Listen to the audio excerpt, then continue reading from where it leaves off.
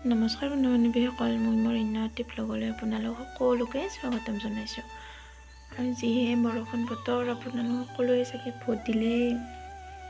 গতিকে ৰাতিপুৱাৰ ভাগ একদম বৰষুণতে গ'ল আৰু মোৰ এইবাৰ ফাৰ্ষ্ট ভোট সৌৰৰ ঘৰত।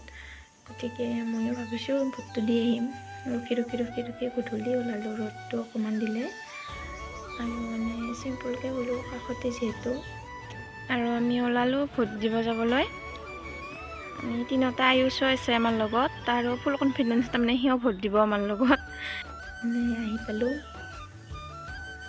বেছি মানুহ নাছিল আৰু লাইন পাতিব লগা হোৱা নাছিল। সেও বিচাৰি আছে নাম, আৰু এইটো ছাইডত বেলেগ এটা তাতে লাইন আছে, বহুত লাইন আছে তাতে। ভোটৰটো দিয়া মানুহবিলাক অলপ বাহিৰতো ওলাব পাৰিছে। আৰু আমাৰ ভোট দিলোঁ, দিয়া আয়ুষৰ অলপ খং, সি ভোট দিবা নাপলা। ঘৰৰ পৰা সি ভোট দিম বুলি আহিছিল।